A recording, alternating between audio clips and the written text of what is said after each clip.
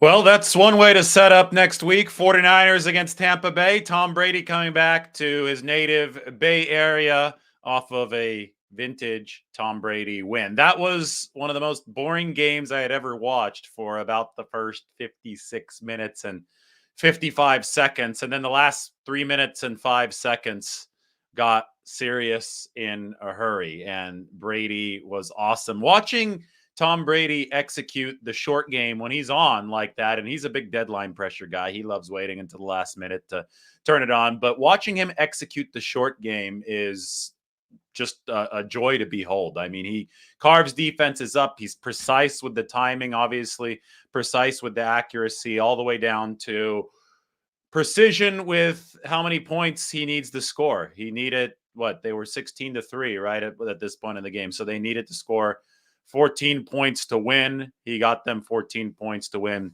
17-16. So bring it on. Tom Brady against Brock Purdy next week. It was supposed to be Tom Brady against Jimmy Garoppolo. People have been waiting for that matchup for years, and they're still waiting for that matchup now ever since Jimmy Garoppolo left New England. They were saying, when are these two quarterbacks, the master and the apprentice, when are they going to meet in the future? And we looked at the schedule. The 49ers and the Patriots were lined up to play in 2020, but by that time, Tom Brady was gone.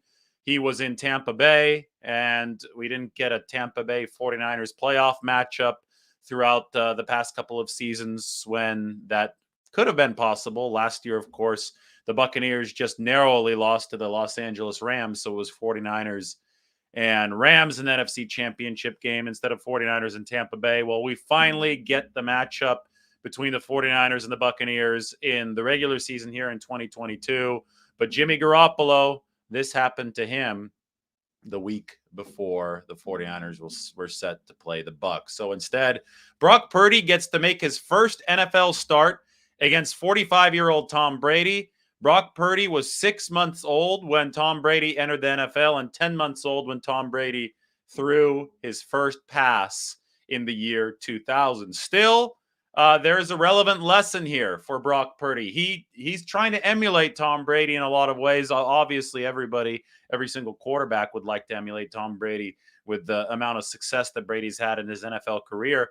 But I'm looking at something a little bit more nuanced. And I talked about this yesterday. The 2001 Patriots, that was the first season in which Tom Brady started an extended amount of games for the New England Patriots. And obviously, he presided over a Super Bowl win against the greatest show on turf, Rams. What we have to remember is that team, that New England team in 2001, was an unspectacular team. Didn't have a great offense, didn't have a great defense. They actually did play really well on special teams. That helped make up some of the gap. But, I mean, it was an above-average team in both of the main phases of the game, but it certainly wasn't the greatest show on turf.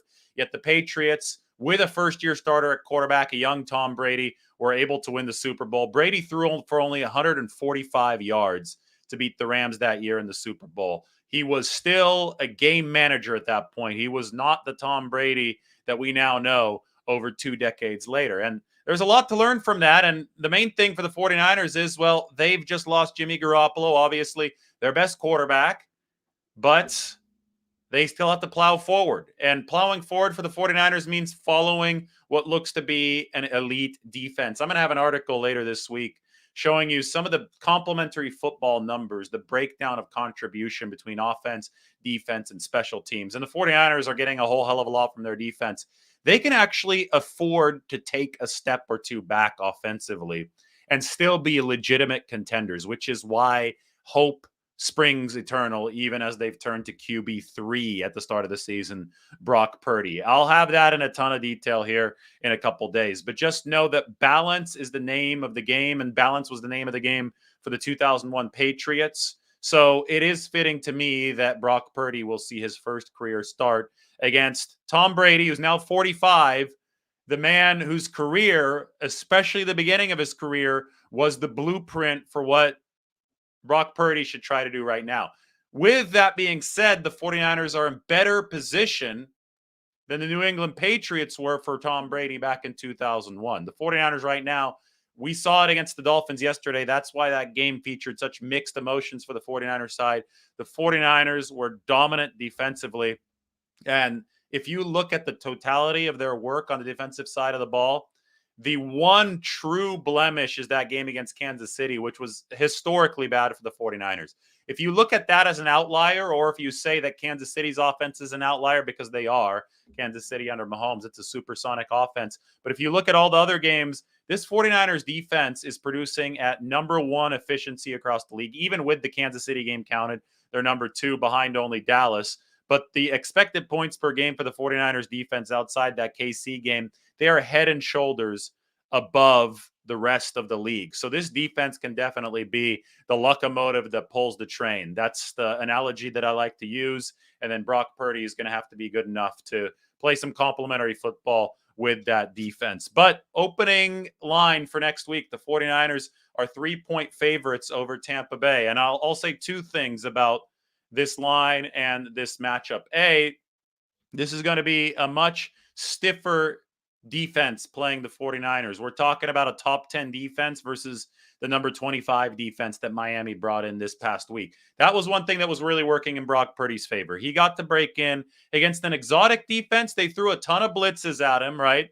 But it wasn't a great defense. It was a defense that had really struggled, especially against short passes. And, you know, in a little bit, I'll show you guys a clip that I really liked of Brock Purdy. It was on his best throw of the game. It was against pressure, against the zero blitz, where he scanned the field and released in about 1.6 seconds to hit George Kittle over the middle. It was one of those throws that only happens if you've seen plenty of blitzes in your playing career. And I think that a huge deal for Brock Purdy is the fact that he's got 4 years of FBS starting experience under his belt. You could tell that that helped him yesterday. The 4 years of game playing experience at FBS level helped him against some of the exotic blitzes that Miami was sending at him yesterday. They were really aggressive blitzes, and that one completion to George Kittle obviously was a way of burning them. And you think about the time of the game that completion came. It was just before halftime, 3rd and 10. Shanahan could have sat on the ball in a 10-10 tie, but he decided to let Purdy throw against the teeth of a blitz. Risky move, sure, but it paid off because Purdy delivered some courage in that pocket, took the hit, delivered to George Kittle, and that sparked the 49ers drive. It ended up being a touchdown drive. Christian McCaffrey scored on the throw from Purdy, angle route out of the backfield, and the 49ers took a 17-10 lead at halftime, and that obviously was a lead that they would not relinquish. But that was all against the number 25 Miami defense. Now it's going to be against the top 10 Tampa Bay defense. Now the Bucs are leaking some oil. They lost Shaq Barrett, right? So that's their premier edge rusher, but they still have good linebackers. Levante David is on that team. This is still a team that was Super Bowl champions just 2 seasons ago. And they did it thanks in large part to their defense, which was overwhelming against Patrick Mahomes the year after the 49ers could not finish off Mahomes and the Chiefs. So this is going to be a test for Brock Purdy, and Kyle Shanahan's going to have to scheme his quarterback into some success in this game. He's going to have to do his best to shield his rookie from some of those costly mistakes. That's all a given, because you can't give Tom Brady more chances than he deserves, because Brady is still Brady. When it comes to deadline pressure, when it comes to the need to perform at the end of these games, Tom Brady does have a penchant for coming through. He's got all those NFL records. He's got all those rings because he has a penchant for coming through, especially with the short game at the end. Now, the Bucs have offensive line issues. The 49ers have Eric Armstead back. They have Nick Bosa roaring right now. 14.5 sacks, leads the league. Should be the favorite for Defensive Player of the Year. I know he isn't because he doesn't play for the Cowboys, but you get the point. I think these guys can get pressure on Nick Bosa. I think hopefully Nick Bosa doesn't get pressure on Nick Bosa. I think these guys can get pressure on Tom Brady, despite the fact, obviously, that Tampa Bay has, with Brady, had a really good offensive line. It is worse this year due to some of those injury issues. And, it's tough to get pressure, especially effective pressure, on a quarterback who gets rid of the ball in such a hurry. And that definitely describes Tom Brady. I mean, he's got a lightning quick release, excellent processing power over the whole field. But we saw the 49ers coverage fuel the rush against Tampa Bay against Miami, because Miami had entered that game, and they still tried to execute that game with a very quick, short passing attack. But the 49ers made Tua Tagovailoa hold on to the ball long enough at certain moments in that game to allow for Nick Bosa to work against backup offensive tackles and to allow for game techniques to work up the middle. Nick Bosa credited his second sack all to Eric Armstead. That was a great tandem team effort. They have to do the same thing to Tampa Bay. They have to dissuade Tom Brady from dipping into the short game well all too often to allow a tee-off opportunity against a 45-year-old quarterback. Last week, yesterday, let's just say yesterday instead of last week, they had a tee-off opportunity against Tua Tagovailoa, and Nick Bosa delivered with 3 sacks. They can get to Tom Brady, but they have to cut off the short game because Brady is a master of it, and that in the quick release. But we do know that Brady's 45 and that mobility isn't great. But he's still Tom Brady. He is still Tom Brady. So it is going to be a game where the 49ers have to be on their P's and Q's defensively. But bring on Brady against Purdy. And why don't I bring on some tape of Brock Purdy? This is just a quick little end zone all 22 that shows us how impressive Brock Purdy was against the blitz yesterday and what was his most important throw of the game. Because without this throw, the 49ers don't score before halftime. And if the 49ers don't score before halftime, they don't take control of a game. And if they don't take control of the game, they can't throw out their closing unit to finish the game. And that's exactly what they did yesterday. All right, here we go. Let me share the screen. This is Brock Purdy against the Dolphins defense, 3rd down and 10. My comment was, looks to me like Brock Purdy has faced a blitz or two in his life. This looks like experience to me. Jalen Phillips, free rusher, nails Purdy, but he still delivers the perfect throw to George Kittle on 3rd and 10. Now, I know this is just going to keep on replaying, so use it as a chance to enjoy some of the minute details. Watch Purdy's eyes. He's going to look to your right first before scanning over to the left and finding Kittle. So he's not afraid to survey the field, even with a free rusher coming. Watch the eyes one more time here. Look at the little scan. Boom. Pivots the head. The swivel is good. Now watch how quick the release is.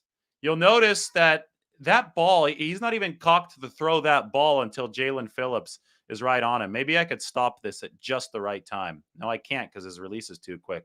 I'm going to try one more time here. He starts the release right here. Jalen Phillips is all over him. Kittle's not even out of his break yet. This is an anticipatory throw. Ball's out right now. Kittle turns his head. Purdy's not going to even see that completion based on where he's at. He's taking that hit from Phillips. Throw is perfect. Hits Kittle right where it needs to. I mean, this is great stuff. Now, we also have to shout out to Mike McGlinchey on this play. Notice right here, McGlinchey has a choice. He's either going to block the outside rusher or the inside rusher. Worst thing you could do is block nobody because then they're both going to get in. But you can only block one of the two guys. George Kittle, they're bringing more rushers than you have blockers. George Kittle is the hot read. You have to hit your hot read if you're Brock Purdy, which, as we know from 25 replays of this play, he successfully does. But McGlinchey has to slow somebody down. When Jimmy Garoppolo threw an interception against Kansas City, in a hot read situation where there were too many too many defensive linemen coming in for the 49ers blockers, Trent Williams let a couple guys go right by him and he didn't slow anybody down, and that certainly damaged the play. So McGlinchey does well here to take the inside rusher because he has a more direct, close route at Jimmy Garoppolo. And that block right there on 45 for Mike McGlinchey, that's a good, quick block. That ensures that the inside rusher is not going to get to Brock Purdy. And then it's Purdy's job to beat 15 Jalen Phillips with the hot read throw, and he does that with his quick release. So Todd Bowles is going to throw a lot of exotic blitzing concepts at the 49ers on Sunday. Todd Bowles is a good defensive-minded coach, longtime defensive coordinator in the NFL. And he is known for his exotic blitz packages. He's known for using his linebackers in aggressive ways. This is going to test Brock Purdy in new ways. But, I mean, there was a lot of talk about this online. Brock Purdy being that 4-year starter at Iowa State, the 49ers really liked that about Brock Purdy coming out of college. They thought that they saw a guy that played the position really well in college and had a lot of big time FBS experience. Obviously, that is the opposite of Trey Lance, who didn't have any big time FBS experience. Instead, he only had a season of FCS experience. So Trey Lance, much more of a project coming in, right? Brock Purdy, the thought is maybe he's going to be a little bit more ready made with stuff like I just showed you. Maybe he's going to be more ready to handle those zero blitzes in the NFL. And we're going to find out this week because it's going to be a much stiffer defense playing the 49ers with Todd Bowles bringing that Tampa Bay unit in. Now, the 49ers defense against Brady, well, that's why they're 3-point favorites in this game. I don't think that there is much betting public confidence in Brock Purdy lighting up the scoreboard against Tampa Bay's defense. Maybe he's able to do it with the 49ers weapons, but Brock Purdy is still a relative unknown as far as playing a defense better than Miami's, which was ranked number 25 DVOA. The other side of the ball is where the 49ers are making their hay. They have been by far the NFL's best defense outside that game against Kansas City. After that game against Kansas City, the 49ers have turned it around, obviously, with that streak of second half shutouts and then the really, really impressive performance against Miami. Their splits have been elite. This is a unit that's generating the 49ers over 9 expected points per game, which is excellent for a defense, would top the NFL in most seasons over the course of a whole year. So if the 49ers can keep this up, which on paper it appears that they can with Eric Armstead now back pushing the pocket, they're going to be facing Tom Brady in a season where Brady hasn't been as good. I know we just got done watching Tom Brady lead an epic comeback against the Saints, but the truth is that he's been middle of the road when it comes to overall efficiency. Tua Tagovailoa had been number 1 in football when it came to overall efficiency. The 49ers just shut down Tua. They're in position to shut down Brady and this Tampa Bay offense. And that's why they're favored in this game by 3 points. But still, it's going to be greatness coming back to the Bay Area. We know that Brady's been around forever. We know he's a Hall of Famer. We know all this GOAT stuff. But we do also know that he doesn't come play back in his home area all too often, which is going to make this a hot ticket to get into at Levi Stadium. Brady went to Junipero Serra High School in San Mateo. They've got a wall of professional athletes there that includes Barry Bonds and Lynn Swann. Also includes David Bakhtiari, Packers left tackle. I mean, impressive program there that's seen a lot of good players come on through. Tom Brady, obviously, one of the alumni. Back in the Bay Area, he was at the game where the catch happened, right, in 1982, January 1982. He was something like 3 or 4 years old.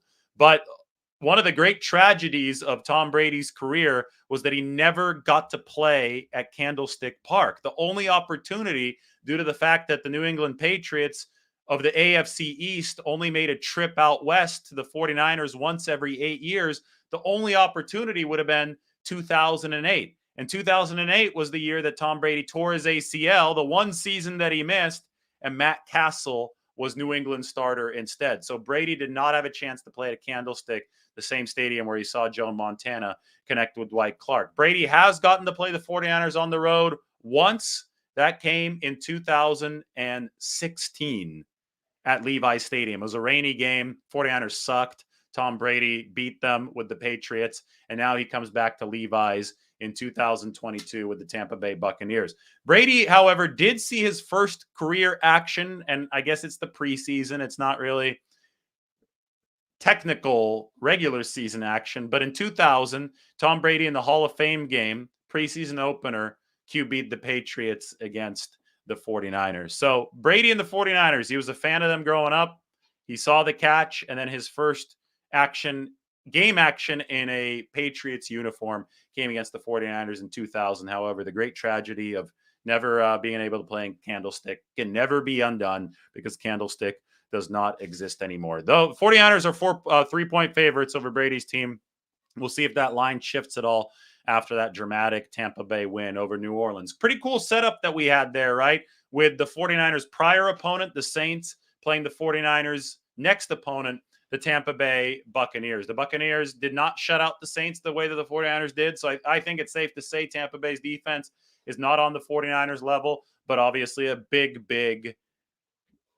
matchup in this game and a big variable in determining who wins is going to be Tom Brady against Brock Purdy. So the 49ers need to make sure that they get acceptable play, at least from their quarterback position. One thing that's going to be working in the 49ers' favor is the fact that Tampa Bay is coming off a short week. We saw how badly the short week affected the 49ers after Mexico City. Both lines of scrimmage struggled relative to their usual selves. That's where the shit talking started between Kyle Shanahan and Nick Bosa.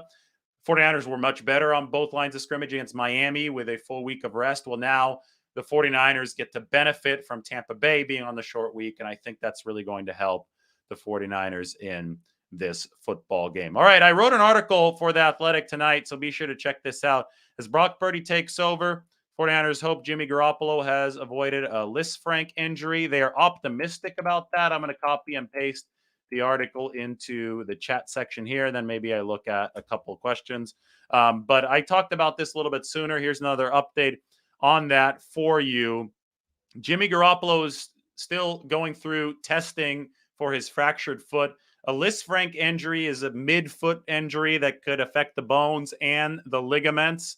And if that is indeed the case, if it is indeed a Lisfranc injury, those can have longer return to play timelines. And all of this, obviously, it affects Garoppolo's potential free agency. So much up in the air. Will he be back with the 49ers in 2023? Well, certainly with a lingering injury, there might be a chance the 49ers sign Jimmy Garoppolo to another prove-it deal for the 2023 season and allow him to regain some of his value post-injury. But if he's healed sooner than that, say by February or March, by the time that free agency starts, well, then maybe there'll be another team that's willing to swoop in and pay Jimmy Garoppolo quite a bit of money, more than the 49ers can afford. We do know that on the morning of Jimmy Garoppolo's injury, Ian Rappaport reported that the 49ers were interested in bringing Garoppolo back to be their starting quarterback for the 2023 season. And we don't know if that thinking is changed now or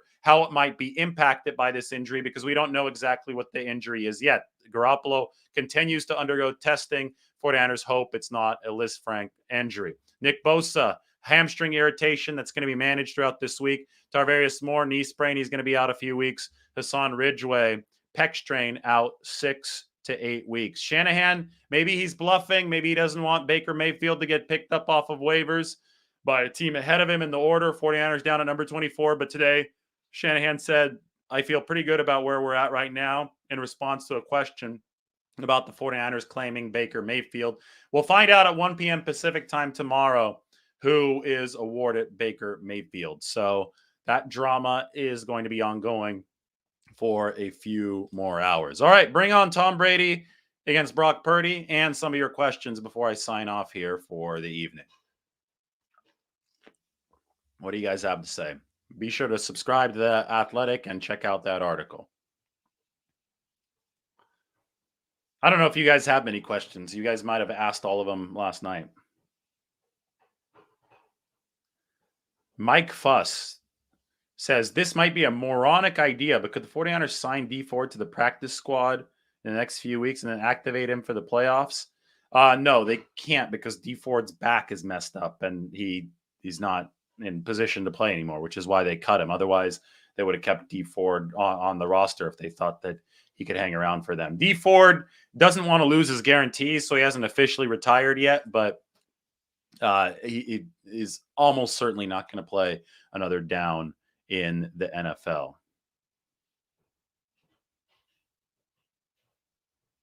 Do I think there's a chance the 49ers sign Ryan Fitzpatrick? No, because Ryan Fitzpatrick is retired and working on Amazon with Richard Sherman.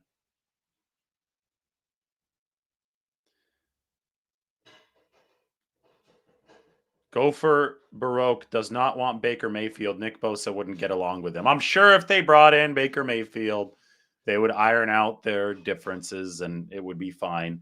I mean, to this point, do you remember that Trent Williams punched Richard Sherman back in 2012 in the playoffs, January 2013? Sherman was with Seattle. Williams was with Washington at the time. And it was a punch with a helmet on. He kind of, oh no, I know Sherman did not have a helmet. I think that, yeah, Williams took a swipe at him because Sherman was being annoying over the course of the game. And anyway, they ended up becoming teammates in 2020. They were like locker neighbors in 2020 when Williams came over. They figured it out. These guys will figure it out. You have to realize football players, they generate a lot of animosity that might not exist if they're actually together in person every day, but they generate that animosity to help fuel themselves, to kind of stoke the fire. Richard Sherman did it all the time. Speaking of Baker Mayfield, Richard Sherman pretended that Baker Mayfield didn't shake his hand in week 5 of the 2019 season. So that kind of stuff happens all the time. I wouldn't worry all too much about it if the 49ers do actually land Baker Mayfield. Mike Wright asks, would Baker back up Purdy? Well, I can't speak for what the 49ers are thinking. Shanahan said that they're probably not going to even put in a claim on Mayfield. Maybe they're bluffing. Maybe they're saying that so nobody else claims him. I feel that if you do claim Baker Mayfield, then you just stack quarterback depth. The 49ers have one extra spot right now on their 53-man roster, assuming Jimmy Garoppolo goes to injured reserve. And he will. I don't know why I said assuming that because that's obvious. He will go to IR.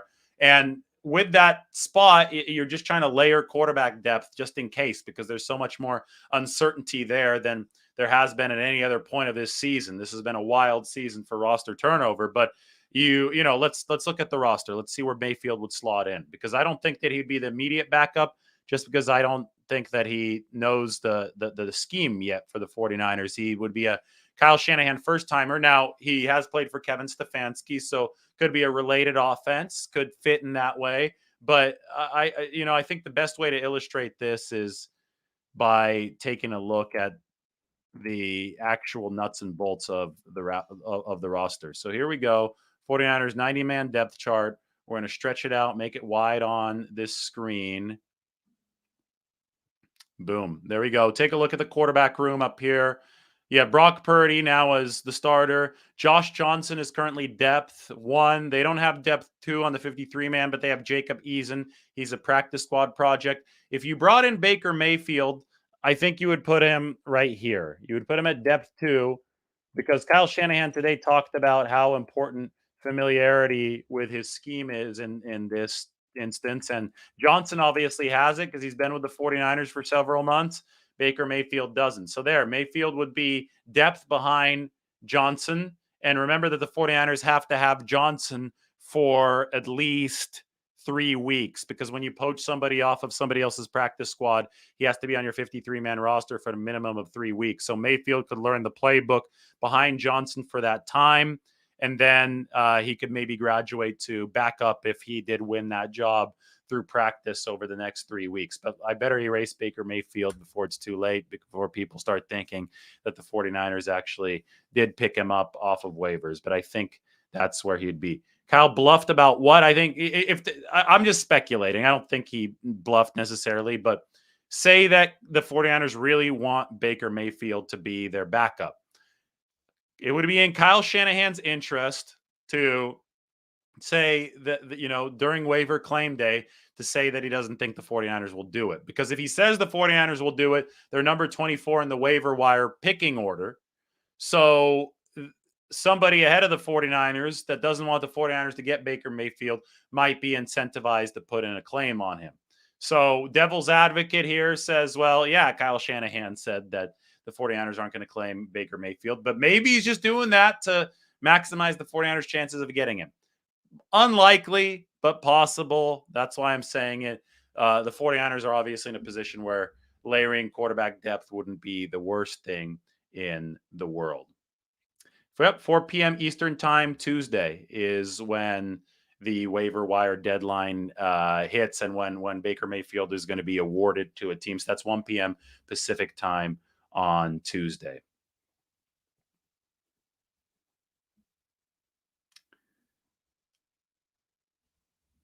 Mike Fuss says, could you see Purdy's first start being similar to Nick Mullens' first start against the Raiders a few years ago? Kyle Shanahan schemed up a good plan for him. Well, one thing about the Raiders a few years ago, that team had just absolutely quit. It was a Thursday night game. The team absolutely quit. The 49ers won 34-3. That was a Raiders team in total shambles under John Gruden.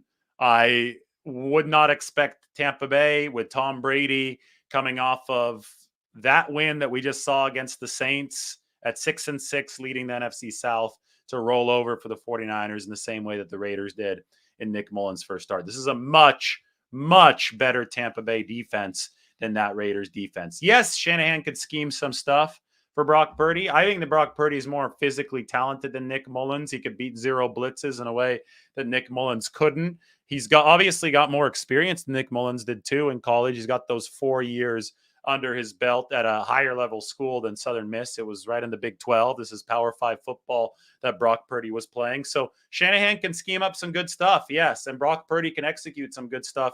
It's just a matter of getting up to NFL speed as quickly as possible. And we did see some promising signs for Brock Purdy in his first extended action against the Dolphins.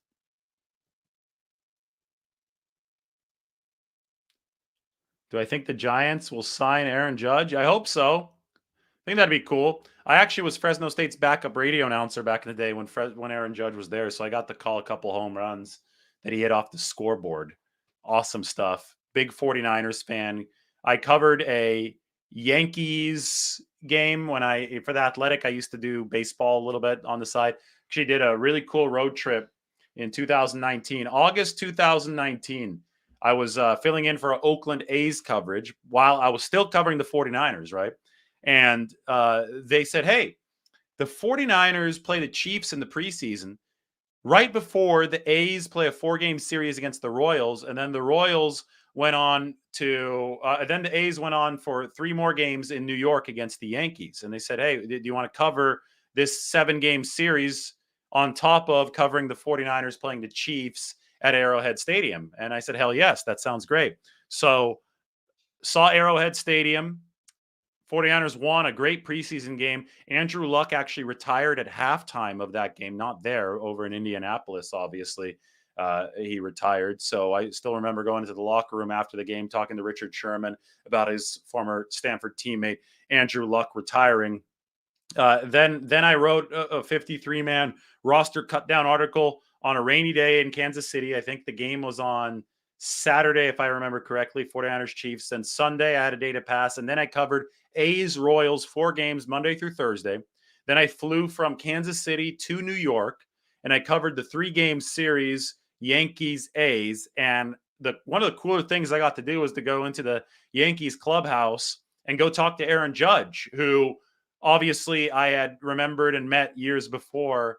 About 7 years before, while I was doing some Fresno State radio announcing. So that was all full circle. Obviously, Aaron Judge, yes, he is a 49ers fan.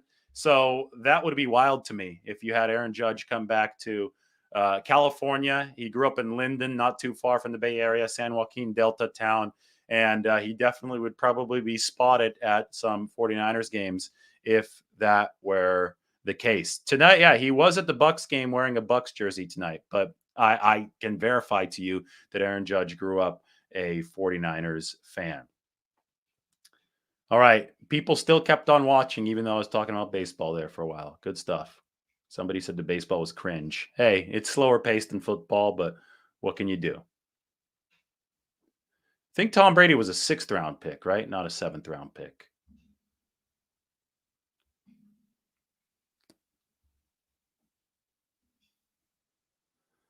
Who was high on Purdy within the organization leading up to the draft?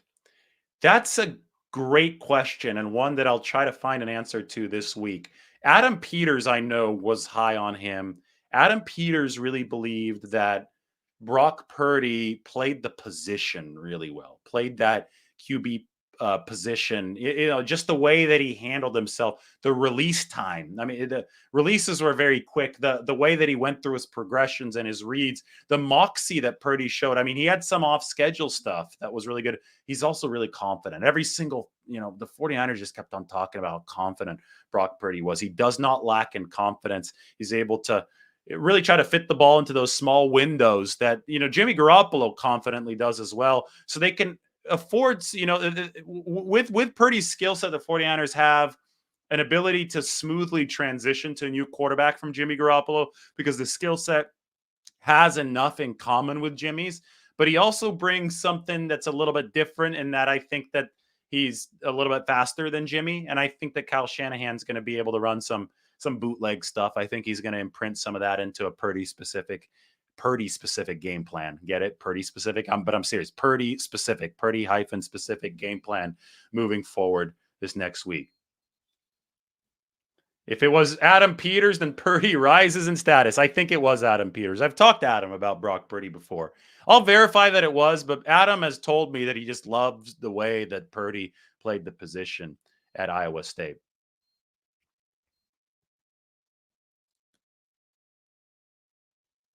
I need to do some more research on Mr. Irrelevant players. I know Purdy's the first Mr. Irrelevant to complete a forward pass in the NFL. And yeah, here's the thing. The 49ers, I mean, yeah, they might have missed on a couple of their higher round draft picks. By the way, every team does. That's nothing new.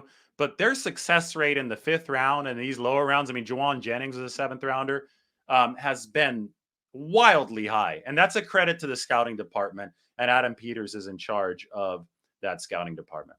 No, Purdy does not have a stronger arm than Jimmy Garoppolo. I'm not really sure where that narrative started coming from. Some people started saying that. It's like Jimmy Garoppolo doesn't have a weak arm. Let's rewind. That's a really false narrative that I have. I have my inklings about where it came from, but you talk to any talent evaluator, or you talk to Kyle Shanahan about this, or members of his staff, they'll look at you really funny. You're like, what are you talking about? Jimmy Garoppolo doesn't have a good arm. Talk to John Lynch any second of the day. The first thing he'll tell you about is the arm talent that popped off the screen from Jimmy Garoppolo when the 49ers decided to pay him. The issue with Jimmy Garoppolo has always been availability. And if you wanted to find one on-field problem, the interception rate was a little bit higher than average, but it was a little higher than average for Peyton Manning and Tom Brady and Joe Montana and Steve Young early in their careers too, which is why Garoppolo cutting the interception rate down to 1.3% this year, which ranks number 4 in the NFL, was such a big deal. He had removed the biggest weakness from his game. The arm talent's not an issue. He's got an amazing release. He's able to fire those balls in there with velocity over the middle of the field. I think that the false notion, the false stereotype came from the fact that the 49ers drafted a bunch of guys and acquired a bunch of skill position talent that's great at yards after the catch, right? They try to maximize yak. Yards after the catch was the big thing for the 49ers. And for that, you try to use the middle of the field. Just like Miami uses the middle of the field. The middle of the field, the intermediate middle, has generated the highest expected points added, EPA average, out of any portion of the field around the NFL in recent years. Shanahan saw that, wanted to attack the middle of the field, and then somehow people decided to use that against Garoppolo because the offense was designed around the middle of the field because of its potential productivity. They said that Garoppolo could not throw outside the numbers. Well, we saw him throw plenty outside the numbers. In fact, sadly, ironically, whatever you want to say, his final throw of this 2022 season, actually his final completion, let's put it that way, was a 33-yarder, just a rope to Christian McCaffrey downfield outside the numbers. Never a doubt about his arm strength there. So I think that you can't believe everything that you say on the internet, everything that you read on the internet or see on Twitter. I think that Jimmy Garoppolo does have a good arm. I think the 49ers believe that. And unfortunately, availability is the best ability, and that's what he has not had enough of. And there was yet another gut-wrenching season-ending injury on Sunday. Jimmy did throw, I mean, that might have been his best drive. I mean, this has been an impressive season for Jimmy Garoppolo, but that might have been his best drive before he got injured. 2 of 4 with 2 drops. Ayuk dropped 1. Kittle dropped 1. Kittle's drop set up the third down where the 49ers were rushing out of the huddle where the injury happens. But he had an excellent throw to Ayuk on the move and an excellent throw to Christian McCaffrey, 33 yards down the sideline that I just talked about. Alex Hafner thinks the Bucs will win. Vegas doesn't think so. Vegas has the 49ers as 3-point favorites. Ryan Suckup, yeah, that might be the best Mr. Irrelevant ever. Long time NFL kicker. But Brock Purdy now trying to give him a run for his money. Yes, I do think that Purdy moves better than Jimmy Garoppolo did. That is the one added dimension that Kyle Shanahan now has that he didn't have with Jimmy Garoppolo under center. I'm not sure if Jimmy Garoppolo is going to be able to be on the sidelines with a broken foot. He'll probably be up in the booth, but players that are fresh off of injuries sometimes have to be upstairs. It's a health risk. It's another injury risk to be on the sideline. But I mean, with Jimmy Garoppolo, I talked about nobody knows if it's going to be a Lisfranc injury or they're starting to get an inkling that it's not, which would be good news for Jimmy. He'd be healthy sooner. You have to think about the financial impact and then the team building impact of this Jimmy Garoppolo injury. He was in line, according to some of these over the cap and spot track projections, to be in line for a 4-year, $160 million deal or for $140 million, a big deal, basically. He bet on himself this year, Jimmy Garoppolo did, with the 1-year deal, prove it deal, to set himself up for a bigger payday down the road. This injury now happens, and I'm not sure where that's going to go. If it is a Lisfranc injury for Jimmy Garoppolo, which is the more problematic foot injury, and they're trying to determine whether or not it is, they're optimistic that it isn't.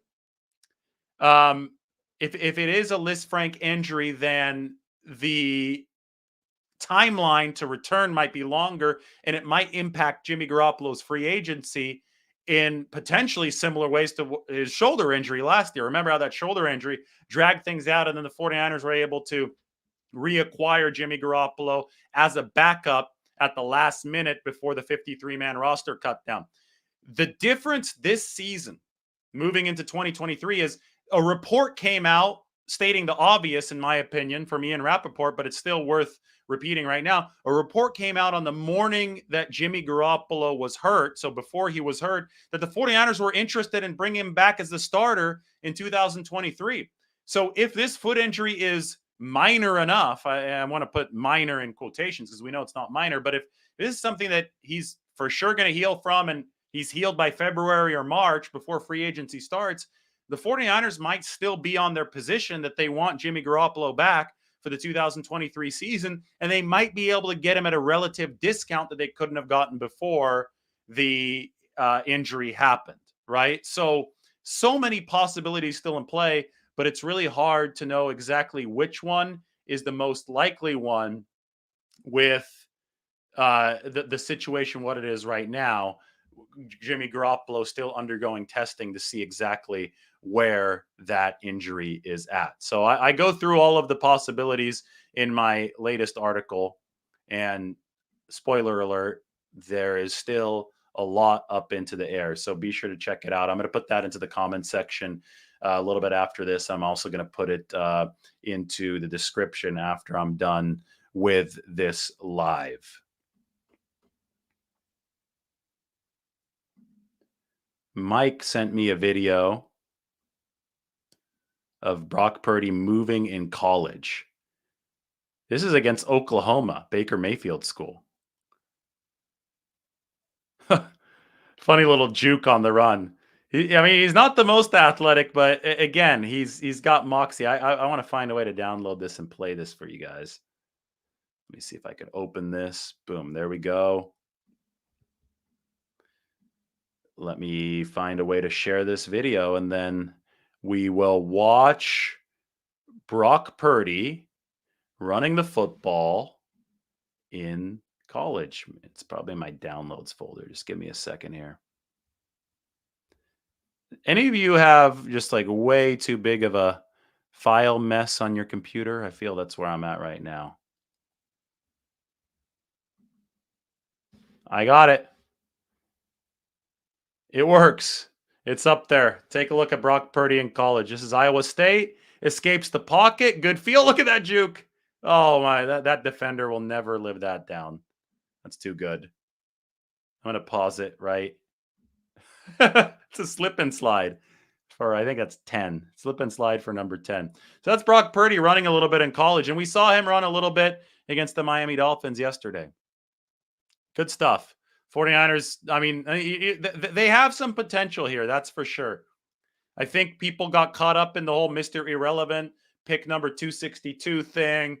Probably won't be very physically talented. I mean, he would be a much higher pick if he's just a couple inches taller. I think, part of the reason that Brock Purdy slid all the way down into that 7th round was the stature. That's part of the reason Jimmy Garoppolo slid into the 2nd round. FCS school, not a 6'4" gunslinger, right?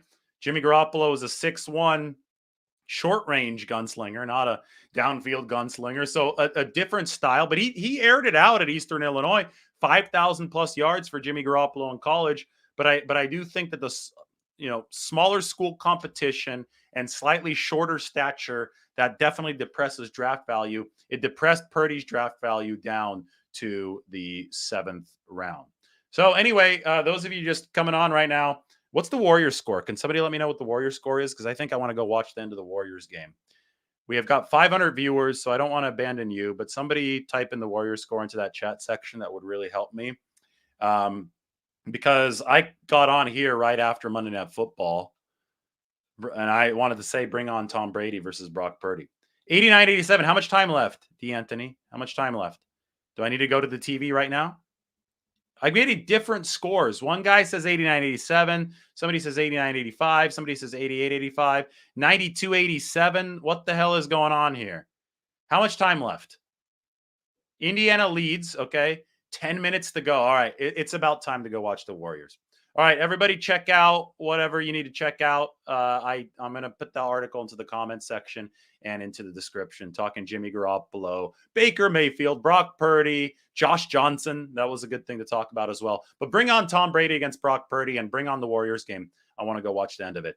Thanks for joining tonight. It's been fun. We'll talk to you soon. Take care, guys.